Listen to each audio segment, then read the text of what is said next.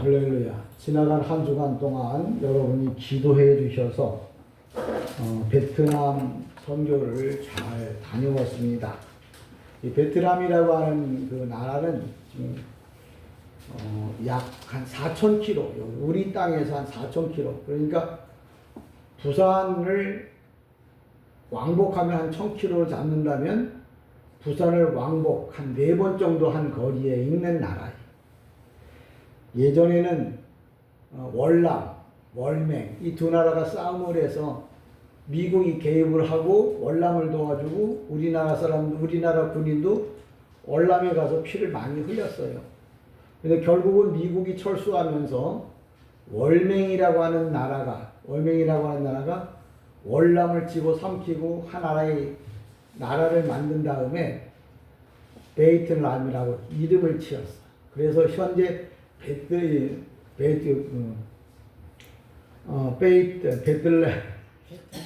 베트남이 됐는데 그곳은 아직도 사회주의자예요. 사회주의가 돼서 쉽게 이렇게 허락되어지지 않는 곳이기도 합니다. 그럼에도 불구하고 우리나라와 수교가 그래도 잘 돼서 우리나라의 그 많은 사람들이 그곳에 가서 살기도 하고 사업도 하는 그런 실정이기도 해요. 근데 이번에 4월 6일 날 출발을 해서 4월 10일 날 금요일 날 밤 8시, 9시에 도착을 했는데 가는 날 하루, 그러니까 호찌민시까지 비행기 타고 가는데 5시간 반 정도 걸려요. 그래서 거기서 5시간 반 정도인 데서 선교지까지 가려고 하니까 또 이 봉고 타고서 8시간을 들어가요.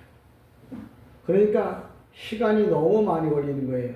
우리 공항에서 5시간 반 걸리죠.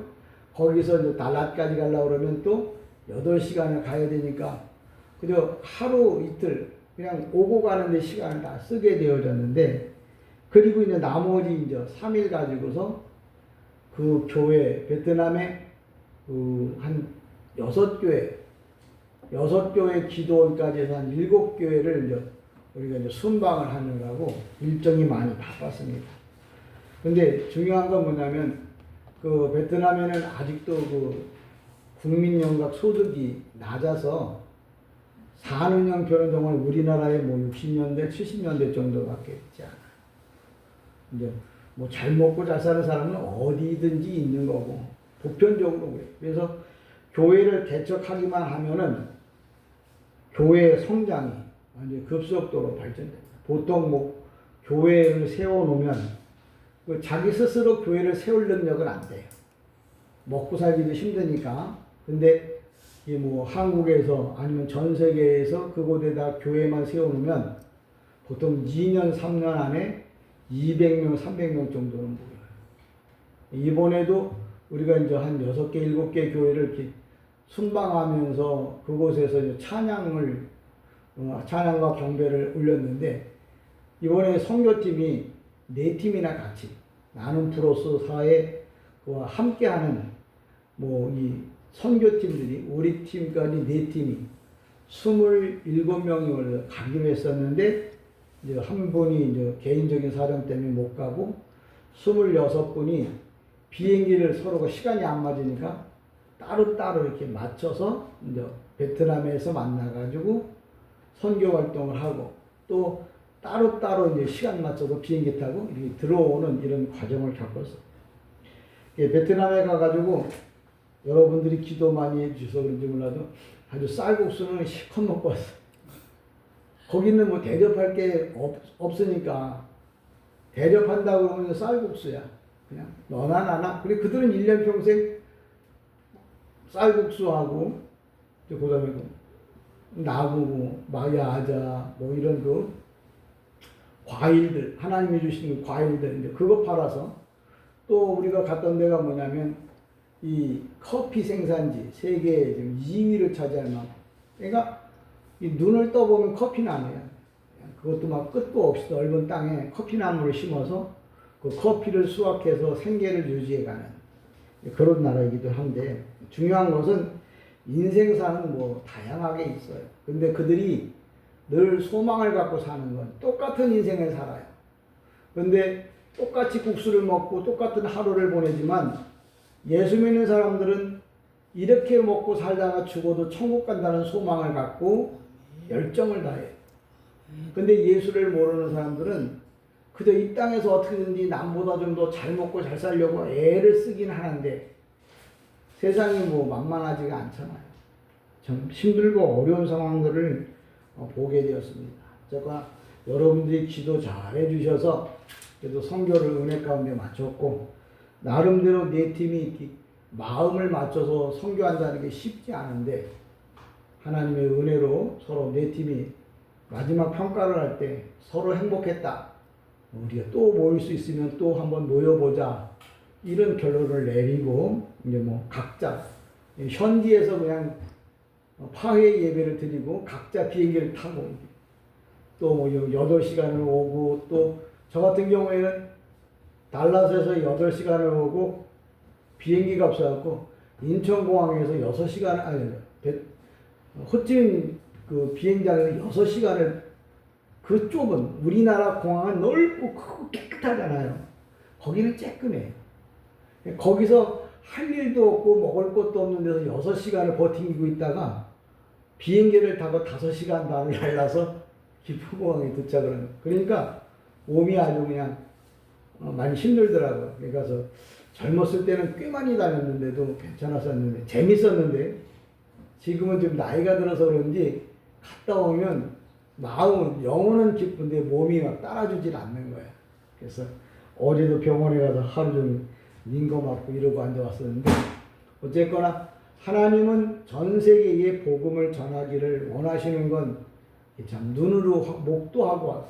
진짜 거기는 어린아이 주일학교가 보통 막 100명, 200명씩 모여요. 우리나라 막 초기에 막 우리가 교회가 부흥될 때 막 어린아이들이 여름 성경학교 하고 뭐 수련회 하고 막 그랬잖아요. 거기는 그게 이제 지금서부터 시작되어지더라고요.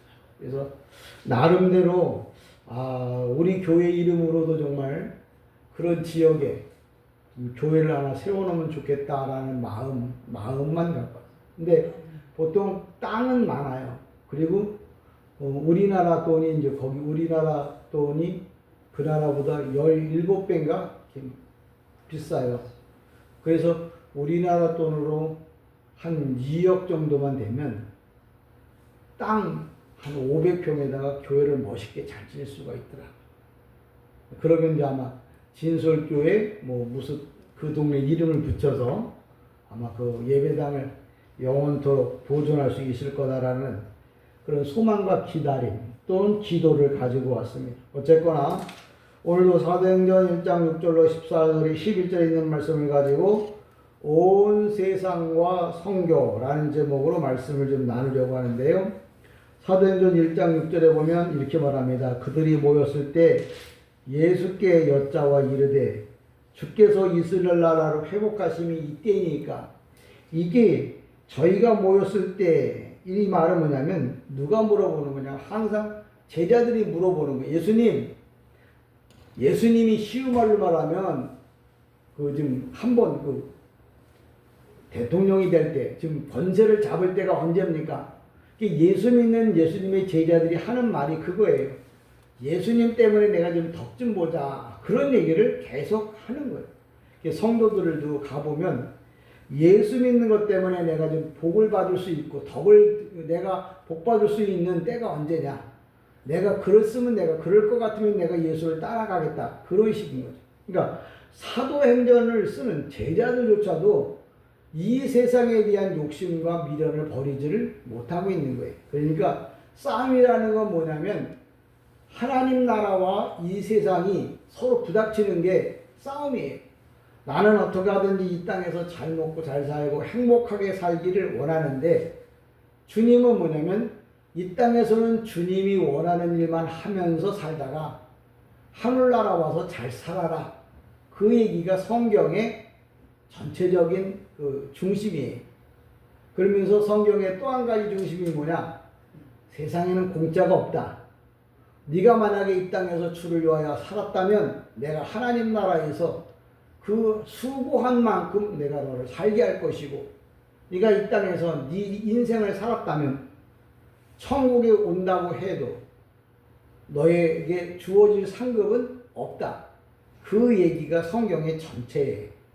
그러니까 여러분이 성경을 보면서 내가 세상에서 예수 때문에 잘 먹고 잘 살라고 예수를 믿는다든지 삶을 산다면 나쁘다는 얘기는 아니에요. 그러나 그 사람은 반드시 하나님 나라에 가서 받을 게 없다는 거예요. 우리가 그걸 논리적으로 말하면 심는데 거두는 거예요. 내가 이 땅에서 다른 사람들보다 다른 일을 다 내팽겨치고 주의 일만 했다.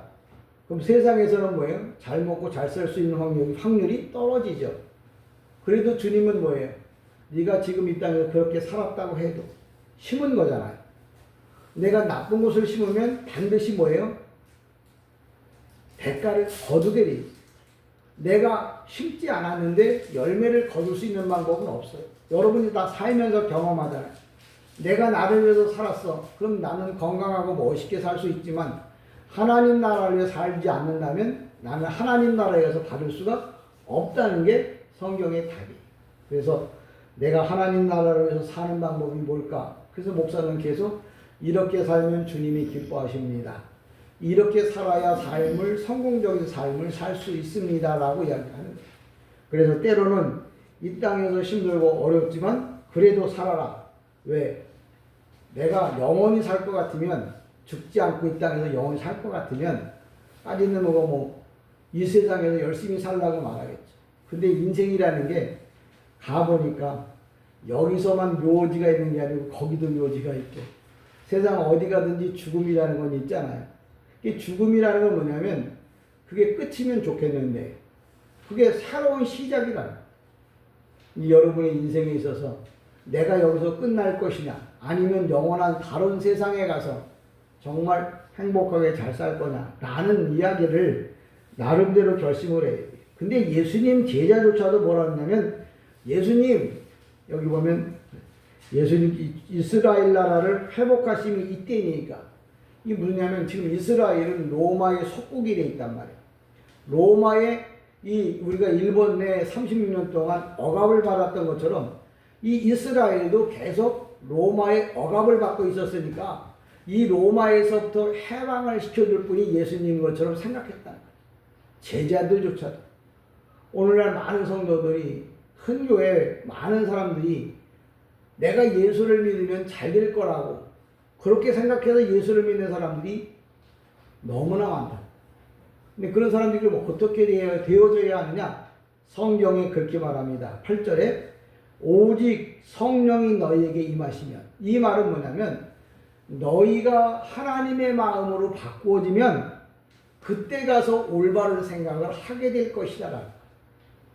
내가 아직도 육신적인 생각을 하고 있고 내가 이 땅에서 잘 먹고 잘 살 것에 대해 잘 사는 일에 대해서 관심을 갖는다면 그 사람은 성령을 받은 사람이 아니라는 거예요.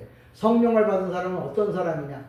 나는 이 땅에서 거지처럼 살아도 하나님 나라를 위해서 살겠다고 마음 먹고 행동한 사람들은 성령의 사람이고 나는 이 땅에서 예수 때문에 잘 먹고 잘 살아야겠다고 생각한 사람은 뭐예요? 성령 받은 사람이 아니라. 이번에도 베트남에 갔을 때 저희가 이제 기도원회를 다녀왔는데 그 기도원에 이 장요한 이름을 장요한이라고 하는 선교사님 베트남에 제일 먼저 가셔서 371개의 교회를 세웠다고 하는 분을 만났어요. 그분이 옛날에는 연세대를 졸업하고 그게 84살이신데 84살이면 연세대를 제일 정말 졸업하고 그 어마어마한 큰 기업에서 부장까지 하다가 갑자기 교통사고로 이제 몸을 못 쓰게 됐어요. 그때 생각했대. 내가 이 땅에서 이렇게 살다가 죽으면 무슨 의미가 있겠느냐. 그래서 그 잘 나가는 직장 다 내어버리고 베트남으로 들어갔대. 그래서 복음 전하기 위해서 경찰서, 교도소를 6번을 다녀왔고, 뻑하면 수갑 채워가지고 경찰서에 끌려가서 고문을 받고, 이제 그러면서 지금까지도 이제 살고 계시는데, 그분이 세상의 것들을 다 버리고 하나님의 일을 했으니까 또 못 배운 사람이 그랬다고 하면 괜찮겠네요. 지금 80몇 되신 분이 연세대 이 건축학과를 나와가지고 대단한 이 촉망되는 그런 분이었는데 정말 예수를 만난 후에 그런 삶을 바꿨대요. 지금은 그냥 그 베트남에서 살다가 베트남에서 죽기로 작정하고 지금도 이제 선교하고 계시. 우리가 어떻게 보면 어리석어 보이고 꼭 그렇게만 해야 되느냐라고 생각할 수 있는데, 근데 꼭 그렇게 하는 사람은 하나님 나라 가서 꼭 그렇게 복을 받을 거고, 적당히 하는 사람은 적당히 살다가 복을 받게 되겠죠. 근데 문제는 뭐냐면 우리가 멍텅구리라고 하면 생각을 못 한다면 뭐 이렇게 살다 이렇게 죽으면 또 뭐 하늘나라는 가겠지. 하늘나라 간 다음에 그러면 뭐 적당히 살면 되겠지. 근데 생각이 있는 사람들은 늘 뭐예요? 갈증이라는 게 있는 거죠. 하늘나라 가서도 내가 이렇게 살 것 같으면 세상에서 정말 잘 살다 올 걸 왜 그렇게 살다 왔을까? 그때 잘 살라고 하나님 나라를 위해서 잘 살아보라고 선지자, 예언자, 목사가 이야기를 했잖아. 그런데 그때는 뭐예요? 그 목사의 말을, 하나님의 말씀을 듣지 않고 내가 내 말을 듣고 내 마음대로 살았다는 거지. 그래서 여러분이 그런 후회를 하지 않는 삶을 좀 살았으면 좋겠다 하는 생각을 합니다. 어쨌거나 여러분의 인생은 하나님이 여러분에게 주신 건데 주님이 주실 때는 이런 목적을 갖고 준 거예요. 나를 기쁘게 하기 위해서 내가 네 생명을 너에게 줬다. 그러니까 네가 정말 이 땅에서 살고자 하는 의미를 갖는다면 나를 기쁘게 하는 삶을 살아라 하는 것이 이야기인데, 성경 본문은 그렇게 얘기하는 거예요. 가장 중요한 게 이제 성령이 임하면, 그러니까 하나님의 영을 받은 사람은, 하나님을 기쁘게 하는 사람은 어떤 사람이냐? 마지막까지 주님을 위해서 살아야 할 사람이라고 이야기를 해요. 여기 보면 8절에 오직 성령이 너희에게 임하시면, 왜냐면 헬라어로 퓨뉴마거든요. 하나님의 생명, 하나님의 능력이 너희에게 들어오면 너희가 권능, 능력이죠. 힘을 받고 예루살렘과 온 유대와 사마리아와 땅끝까지 이르러 내 증인이 되리라 하시니라. 성령의 사람은 하나님의 일을 하는 사람이 성령의 사람이지, 내가 예수 믿어 기도받아갖고 돈 많이 벌고 잘 먹고 잘 산다고 자랑하는 사람이 성령의 사람이 아니고, 하나님을 기쁘시게 하는 사람, 주님을 위해서 헌신봉사 충성하는 사람이 성령의 사람이라고 이야기를 합니다. 그러면서 예루살렘 그러면 우리가 잘 아는 대로 이스라엘은 그냥 교회가 하나밖에 없어요. 나머지는 다 480개가 회당이야. 그래서 많은 사람이 예배당에 가서 예배를 드리려면 다 예루살렘으로 올라가야 돼. 그래서 성경에 보면 남자는 1년에 3번씩 예배당에 꼭 나와라 이렇게 율법으로 써 있는데, 그게 왜 그러느냐면 그 유대인들이 다 디아스포라 흩어져 있단 말이야. 전 세계에 흩어져 있단 말이야. 저기 뭐 아프리카, 저 알래스카, 지금 일본에도 유대인들이 많이 와 있거든. 일본, 중국 이런 사람들이 다 주일마다 글로 간다 그러면 어떻게 되겠어요? 그러니까 결국은 평일에는 거기에 회당을 져요. 유대인들은 회당을 져서 주일마다 회당에 가고 1년에 3번 정도는 지금도 유대인들이 지금 예루살렘의 성전에 예배드리러 가요. 왜 그러냐면 하나님 나라 가면 예배당이 하나밖에 없는 거예요. 지금은 세상에서 감리교, 장로교, 뭐 성결교, 순복음 이렇게 다 나눠지지만 하나님 나라 가면 예루살렘이라고 하는 큰 예배당 안에서 함께 예배를 드려야 할 성도야. 그런데 지금도 마찬가지지만 열심히 있는 사람은 뭐예요? 예루살렘 성전의 맨 앞에 와서 앉을 거고, 열심히 없는 사람은 예배당 꼭지에, 뒷꼭지에 앉겠지. 근데 그때는 내가 아무리 열심히 앉고 싶어도 자기의 이름이 있고 자기의 자리가 있는 거야. 그래서 지금 내가 하나님 앞에서 내 위치, 포지션을 얼마만큼 지금 높일 거냐, 내 삶의 가치를 얼마만큼 높여 세울 건가, 이걸 우리가 뭐냐 생각해 봐야 한다. 그러면서 사도행전 1장 8절에 이 예루살렘이라고 하는 것은 바로 뭐냐면 예수님 당시에는 외형적으로는 제일 큰 교회였지만 이 외형적으로 제일 큰 교회에 있는 사람들이 뭐를 했냐? 어떻게 하면 예수를 십자가에 못 박아 죽일 건가? 그걸 고민하고 있었다는 거예요. 오늘날 교회가 크고 작고가 문제가 아니라 어떻게 하면 주님을 기쁘시게 하고 어떻게 하면 주님께 영광을 돌릴까를 고민해야지. 어떻게 하면 나만 잘 먹고 교회만 키우고 나만 부자가 되고 나만 행복해 볼 거다. 그렇게 생각하는 사람들은 뭐예요? 하나님이 보실 때 여기 너희가 성령을 받으면 제일 먼저 어디로 가라고요? 예루살렘으로. 올바른 생각을 하고 있지 않은 사람들에게 뭐예요? 하나님의 참된 복음을 가르쳐주기 위해서 가장 큰 교회 예루살렘으로 가. 그래서 예루살렘과 그 다음에 뭐예요? 예루살렘과 온 유대, 쉬운 말로 말하면 이 땅의 모든 사람들이죠. 뿐만 아니라 사마리아는 뭐냐면 이스라엘의 역사를 보면 예루살렘 가운데가 사마리아예요. 그 다음에 맨 아래쪽이 뭐냐면 갈릴리예요. 그래서 야곱이 잠에서 깨어났을 때 꿈에 사닥다리가 오르락 내리락 했다 했잖아. 이것도 하나님의 계시야. 이스라엘은 형태가 사닥다리 형태로 예루살렘 쪽이 작고 그 다음에 사마리아가 좀 커. 갈릴리가 더 커요. 그래서 사닥다리를 보여줬다는 것은 이스라엘 전체를 지도 형식으로 보여준 거거든. 근데 그 가장 이 헤드, 머리가 되는 예루살렘이 어떻게 하면 주님을 영화롭게 하려고 하는 그런 마음을 가져야 되는데 자기들의 밥그릇을 빼앗길까봐 먹고 사는데 영향을 받을까봐 뭐예요? 예수를 어떻게 하면 십자가에 못 박자. 그걸 의논했던 교회다. 그러니까 우리가 이 땅에 살면서 정말 올바른 신앙은 뭐냐? 어떻게 하면 주님을 기쁘게 할 건가를 생각하는 교회가 하나님 보시기에 합당한 교회지. 어떻게 하면 내가 신앙생활을 안 할까? 어떻게 하면 나만 잘 먹고 잘 살까? 그것에 고심한다고 하면 그 사람은 뭐예요? 큰 교회는 큰 교회인데 하나님이 심판이 가장 먼저 머물 그런 장소다. 또 사마리아는 설명하지만 가운데인데 원래 이 전쟁으로 인해서 쉽게 말하면 여러 민족들이 여러 부족들이 모여 살았어요. 쉽게 말하자면 우리나라가 이제 백이민족이었다면 지금 백이민족이라고 말 못해요. 남편 아내가 뭐예요? 외국 사람들이 너무 많잖아. 근데 이 사마리아가 전쟁 때문에 이쪽에 있는 사람 끌어다가 저 나라로 아시아, 유럽 그쪽으로 거기 있는 사람들에다가 사마리아 혼혈 잡족이 많이 일어났어. 근데 그러니까 혼혈 잡족이 많이 일어나니까 유대인들은 상당히 이 백이민족의 어떤 생각이 달라요.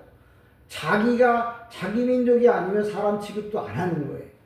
근데 사마리아는 그러니까 만약에 예루살렘에서 갈릴리로 일을 보러 와야겠다. 그러면 사마리아를 통과하면 3일이면 충분히 와요. 3일 길로 안 와. 사마리아를 안 가. 그냥 삥 돌아서 일주일 걸려도 돌아다녔어요. 왜? 사마리아 사람들은 상대도 안 했기 때문에. 근데 예수님께서는 갈릴리에서 사역을 하시다가 예루살렘에 올라가실 때 사마리아로 통과해서 갔단 말이에요. 그러니까 많은 사람들이 아니 예수가 유대인이 어떻게 사마리아를 통과하느냐. 예수님이 하시는 말씀. 야, 그런 원수 같은 나라에도 복음을 전해주지 않으면 그들은 어떻게 구원을 받겠냐. 그러니까 인간적인 생각을 갖고 생각을 갖고 살지 말고 주님이 원하는 게 뭔데? 주님이 사마리아로 갔으니까 나도 사마리아로 가는 게 주님이 원하는 생각이다. 주님이 이방인에게 갔으니까 이방인에게 복음을 전하는 게 주님의 생각인 거죠. 그래서 사도행전 1장 이 8절의 그 말씀을 마지막에 누가 성취했냐, 그걸 이루었냐면 예수님의 제자, 수제자 베드로가 이방인들에게 복음을 전하기 위해서 이방 땅에 제일 먼저 간 사람이에요. 그래서 이 사도행전 1장 8절을 성취하고 이룬 사람은 예수님의 수제자 베드로였다는 거예요. 그러니까 오늘도 여러분에게 하나님이 말씀을 주실 거예요. 그 말씀을 주시는데 그 말씀을 여러분이 어떻게 받아들일 거냐는 거죠. 이 7, 8절 들어가기 전에 7절에 보면 이렇게 말하잖아요. 이르시되 때와 시기는 아버지께서 자기 권한에 두셨으니 너희가 알 바 아니요. 그러니까 앞서 얘기를 다시 돌리자고 하면 예수님 우리가 로마로부터 해방이 돼가지고 우리가 좀 자유롭게 살 수 있는 때가 언제입니까? 라고 물어보니까 주님께서 때와 기한은 하나님께서 자기 권한에 두셨다. 하나님의 마음이 하나님이 결정하는 때가 있다는 거예요. 그러면서 우리 성경에는 때와 때와 시기 이렇게 두 가지로 말하는데 이 때라고 하는 말은 헬라말로 말하면 두 가지로 설명을 해요. 하나는 뭐냐면 크로노스, 다른 하나는 카이로스예요. 이 크로노스라는 것은 뭐냐면 역사예요. 그냥 시간 중에도 길게 흘러가고 있는 거예요.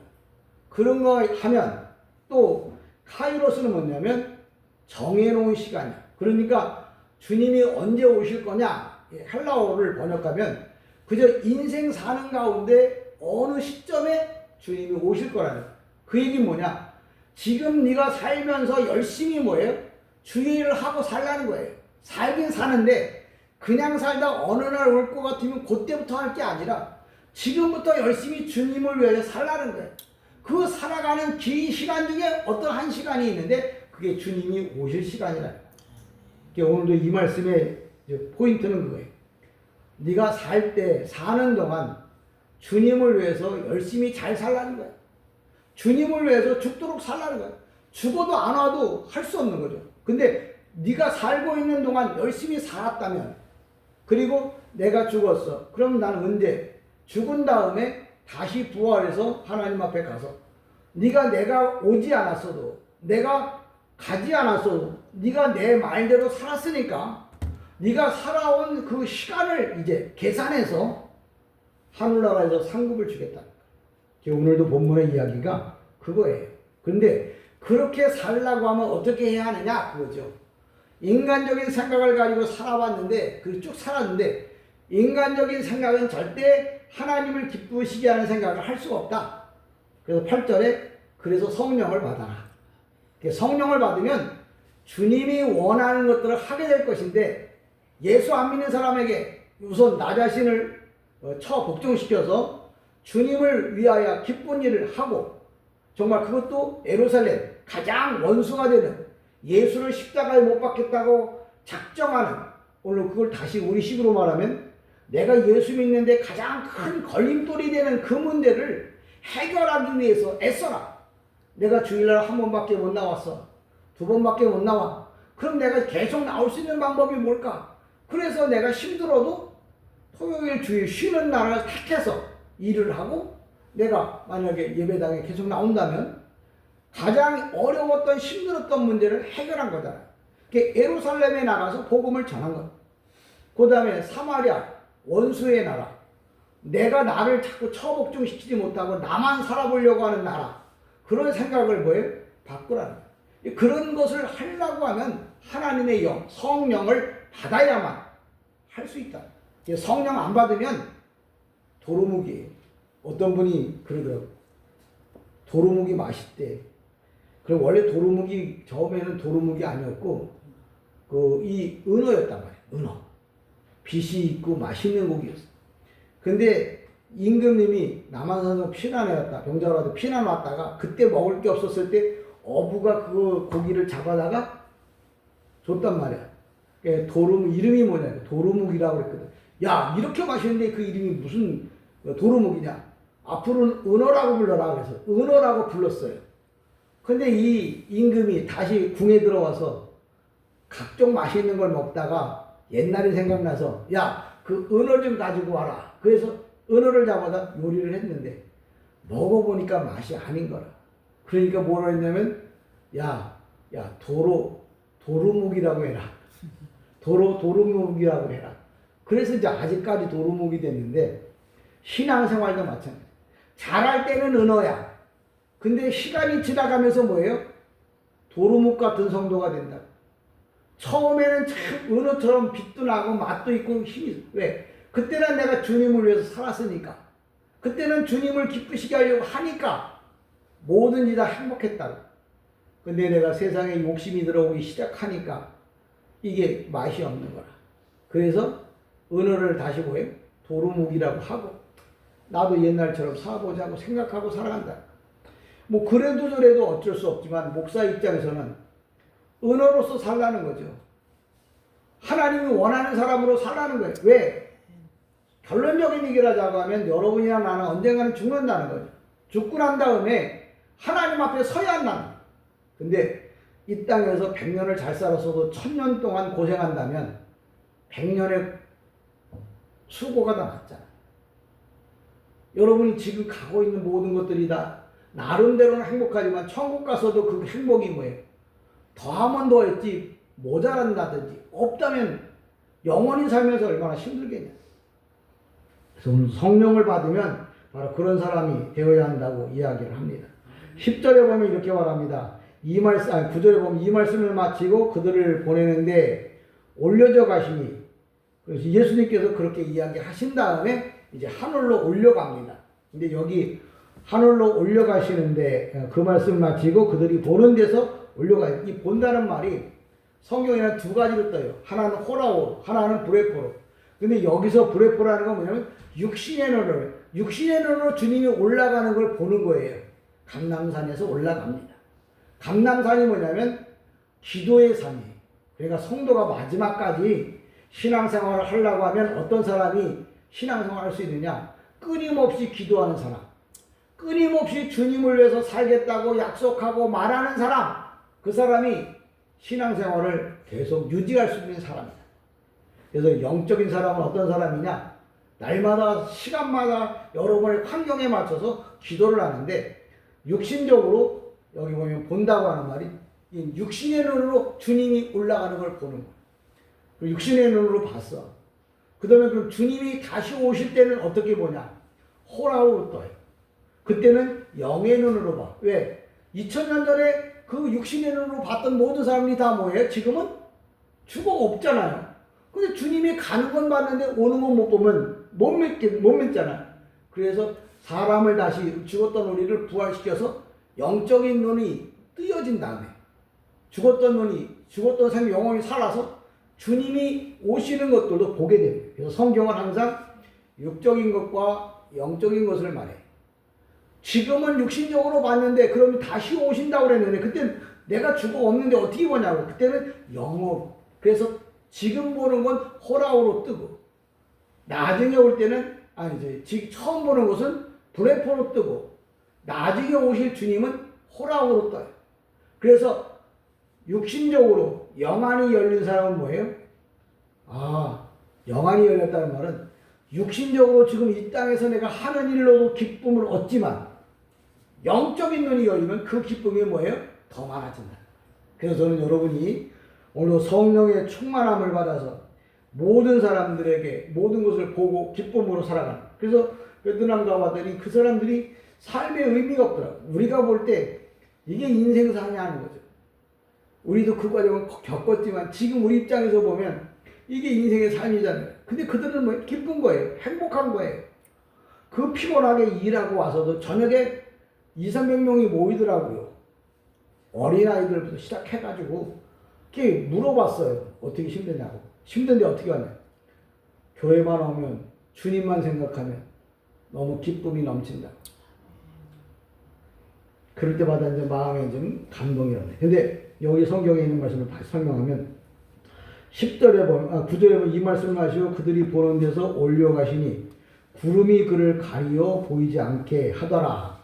이게 사람들이 성경을 모르면, 주의 종들이 모르면, 주님이 이렇게 구름 타고 올라갈 때 구름이 가리었다는, 이 구름이 이 구름이 아니고 하나님의 영광을 말하는 거예요.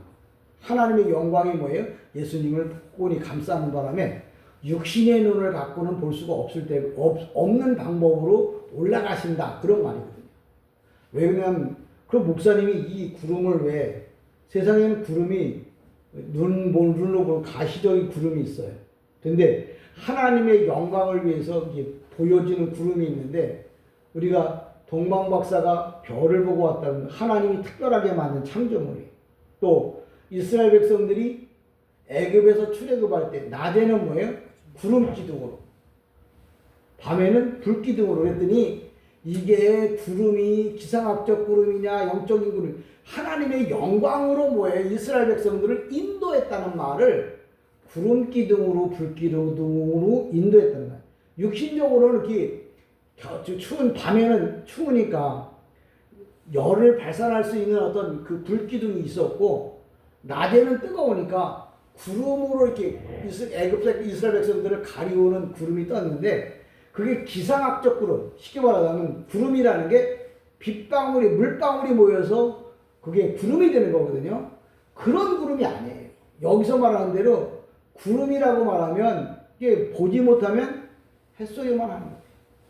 많은 사람들이 이 구름은 뭉게구름이냐 무슨 구름운이냐 무슨 이렇게 얘기를 하는데, 성경에 그런 얘기를 하려고 한 게 아니고 하나님의 능력, 하나님의 권세, 이런 것들을 이야기를 하는 거예요. 주님이 가실 때 구름으로 가리웠다고 하는 말은 하나님의 능력으로 뭐예요? 예수님을 지키고 보호하는 하나님의 권세. 항상 거기 보면 구름이 뜰 때 항상 두 천사가 같이 떴어요. 이 천사가 어떤 천사인지도 모르지만 난 알아요. 왜? 미카엘 천사장, 가브리엘 천사장. 그 천사장은 그럼 둘만 딸랑 왔냐? 대장이 움직이면 사병들이 따라오게 돼 있고, 왕이 움직이면 대장이 따라오게 돼 있어요. 예수님이 부활할 때도 오른편에 왼편에 천사가 앉아있다고 그랬죠. 그 천사가 누구냐면 하나는 미카엘이고 하나는 뭐예요? 가브리엘 천사장이에요. 여러분들에게 하나님의 말씀이 주어지는 게 그냥 주어지는 게 아니고 지식으로 하려고 하는, 하나님의 나라. 지금 대통령이 만약에 트럼프가 뜬다. 그럼 트럼프 혼자 뜨나요? 군대를 총괄하는 사람이니까 국방부 장관 따라오죠. 경제적인 거, 그 관료들이 다 따라오는 거예요. 뿐만 아니라 미리 뭐예요? 유명한 군인들, 정보요원들 다 미리 와서 뭐예요? 대통령의 어떤 문제가 생기지 않을까봐 다 경호하잖아요. 주님이 올 때는 사람의 군대가 아니라 하나님이 만드신 천군 천사로 뭐예요? 지키시고 보호한다. 오늘도 저와 여러분이 이 땅에 살면서 정말 귀하게 은혜를 받기를 원하는데, 10절에도 보면 이렇게 말합니다. 올라가실 때 제자들이 자세히 하늘을 쳐다보고 있는데 흰옷 입은 두 사람이 그들 곁에 섰더라. 이 흰옷 입은 이 두 천사가 뭐냐면 바로 미가엘과 가브리엘 천사장. 여러분들이 이 성경 아무리 갖고 읽어도 이게 누군지를 몰라요. 근데 헬라어 성경을 읽어보면 이게 미가엘과 가브리엘이라는 걸 알 수 있죠. 그래서 헬라어나 히브리어를 공부하면 앞서간다고 하는 말을 하는 거예요. 이게 누군지를 몰라서 엉뚱한 소리 하면 주님이 기뻐하지 않아요. 근데 정확한 말을 하면 주님은 뭐예요? 기뻐서 받으신다는 거예요. 이게 자세히 보다가 뭐냐면 히브리어나 아테뜬인데 긴장한 상태에서 열심히 보는 거예요. 그러니까 지금 주님이 올라가시는 것을 보는데 미완료로 봐요.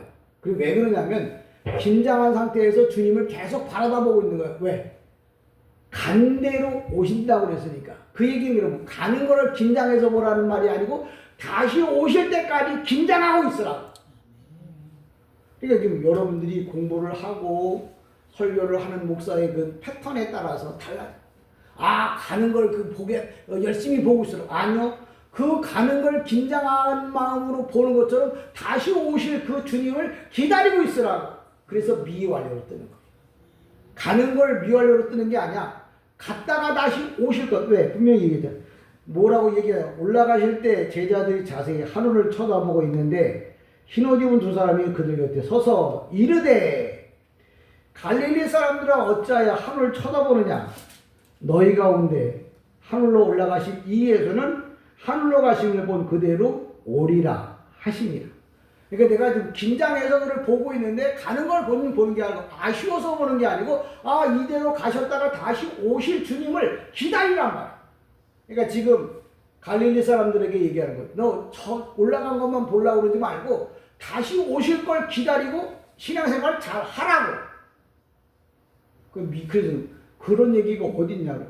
그 단어가 우리 앞서 얘기한 대로다가 단어가 뭘로 뜨느냐. 만약에 완료체를 썼다 그러면 그냥 가낼 때 잘 보내는 걸로 끝나지만 미완료를 쓰면 갔다가 다시 올 때, 갔다가 다시 올 때를 기다리면서 긴장하고 살라고 하는 말로 설명을 한다는 거죠. 11절에 그렇게 얘기를 하면 뭐라고 하냐면 갈릴리 사람들아, 내가 갈릴리 사니까 갈릴리 사람들이라 그러는데 이 얘기는 갈릴리는 뭐냐면 세상으로 말하면 아주 무식하고 무지하고 아는 것도 없고 배운 것도 없고 아무것도 없는 나이가 많아서 쓸모없는 그런 존재임에도 불구하고 그런 사람임에도 불구하고 성령의 능력을 받아서 우리가 작고 부족하고 모자라고 나이가 많고 그래도 성령을 받아서 지금 앞서 한 이야기를 그대로 지키며 살라고. 그러니까 오늘도 갈릴리 사람들아라고 하는 말은 세상적으로 말하면 내놓을 곳이 없는 거죠. 왜? 잘 먹고 잘 사는 강남에다 복음을 전하려고 하니까 안 들어먹네. 서울대, 연대, 고대, 내노라는 대학에 있는 사람들에게 배운 사람들에게 예수 복음을 전해도 안 들어먹고 자기 나름대로 살라고 그래. 근데 그 중에 정말 서울대 뭐 유명한 대학을 나왔는데도 하나님의 말씀대로 살아보려고 하는 사람은 성경에서 뭐라고 말하냐면 갈릴리 사람이라고. 이 세상의 모든 것은 다 의미가 없고 주님의 말씀만이 최고라고 생각하고 주님의 말씀대로 사는 사람을 가리켜서 성경에서 뭐냐면 갈릴리 사람이라 이렇게 부르게 됩니다. 오늘도 저와 여러분이 주님이 올라가실 때 긴장하고 쳐다보는, 그럼 주님이 올라가신 것만 쳐다보고 그러면 허무한 인생을 살라. 아니, 간 대로 오겠다고 했으니까. 그러면 갈 때 긴장해서 봤으니까 끝난 게 아니라 그 모습, 그 마음 그대로 뭐예요? 오실 때까지 주를 위하여 힘써 살라고. 저와 여러분이 주님이 오시는 날까지 정말 충성스러운 하나님의 사람으로 살아가기를 주님의 이름으로 간절히 축복합니다. 아멘.